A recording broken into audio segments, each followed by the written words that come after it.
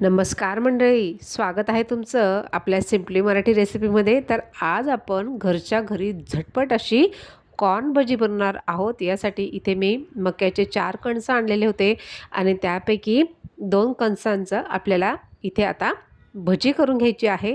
तर अशा पद्धतीने हे सगळे जे कणीस आहेत हे आपल्याला मोकळे करून घ्यायचे आहेत आणि व्हिडिओला शेवटपर्यंत नक्की बघा। अतिशय ह्या भज्या कुरकुरीत कशा होतात तेही आज मी तुम्हाला इथे सांगणार आहे।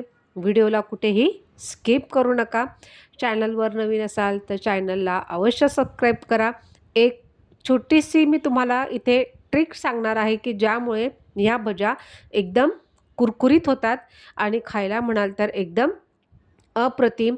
तर त्यामुळे शेवटपर्यंत व्हिडिओ नक्की बघा आणि व्हिडिओ आवडला असेल तर व्हिडिओला नक्की लाईकसुद्धा करा। तर अशा पद्धतीने हे सगळे कणीस आपल्याला हे मोकळे करून घ्यायचे आहेत आणि तुम्ही बघू शकता की पावसाळा हा सुरू झालेला आहे आणि पावसाळा सुरू झालं की आपल्याकडे ही कणसं खूप मोठ्या प्रमाणात यायला सुरुवात होते।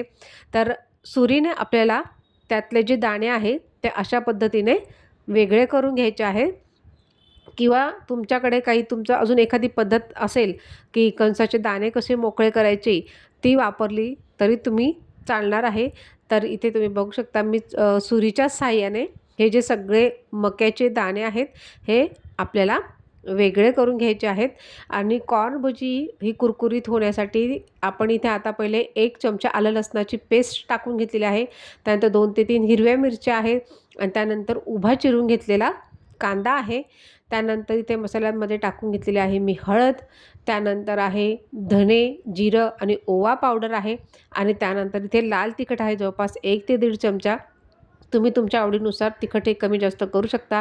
त्यानंतर 3 मोठे चमचे इथे मी जवळपास बेसनाचं पीठ घेतलेलं आहे आणि त्यानंतर जवळपास 1.5 जो चमचा आहे त्यानंतर इथे आपण टाकून घेतलं आहे तांदळाचं पीठ आणि सगळ्यात एकदम खास इन्ग्रीडियंट यामध्ये जाणार आहे ते म्हणजे कॉर्नफ्लॉवरचं पीठ, ते म्हणजे जवळपास 1 चमचा आणि त्यानंतर इथे आहे आपण टाकून घेतलेली आमचूर पावडर आणि त्यानंतर इथे चवीनुसार आपण मीठ टाकून घेतलेलं आहे आणि जी बारीक चिरलेली कोथिंबीर आहे तीसुद्धा आपण यामध्ये टाकून घेतलेली आहे।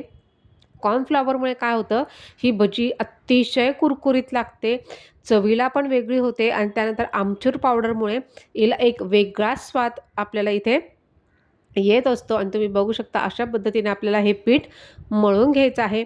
इथे कढईमध्ये मी तेल गरम करून घेते आहे। तेल जास्त कडकडलेलं पण नसावं, मध्यम आचेवरतीच आपल्याला हे तेल गरम करून घ्यायचं आहे आणि त्यानंतर थोडी फ्लेम आपल्याला इथे वाढवून घ्यायची आणि तुम्ही बघू शकता अशा पद्धतीने आपल्याला हे सगळ्या ज्या भज्या आहेत या तळून घ्यायच्या आहेत।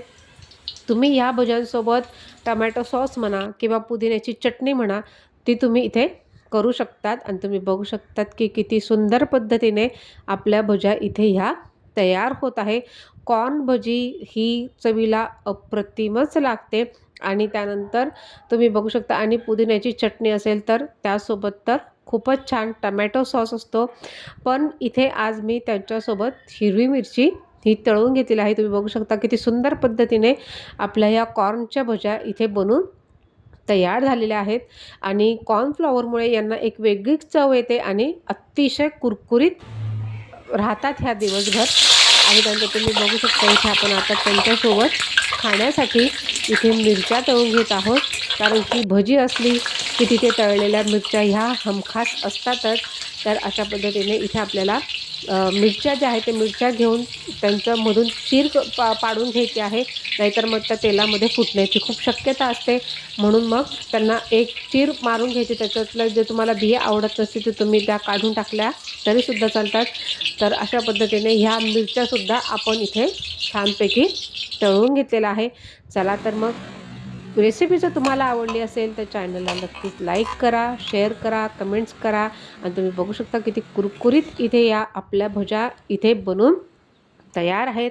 व्हिडिओ आवडला असेल तर चॅनलला आत्ताच सबस्क्राईब करा, कारण की आपल्या ज्या व्हिडिओ असतात ते एकदम साध्या सरळ आणि सोप्या पदार्थांमध्ये आपण एकदम चविष्ट असं पदार्थ बनवत असतो। त्यामुळे चॅनलला तुम्ही आत्ताच सबस्क्राईब करा, व्हिडिओला लाईक करा, जास्तीत जास्त शेअर करा आणि त्यानंतर तुम्ही बघू शकता किती सुंदर पद्धतीने आपल्या ह्या भज्या इथे बनवून तयार आहेत. व्हिडिओ बघितल्याबद्दल धन्यवाद.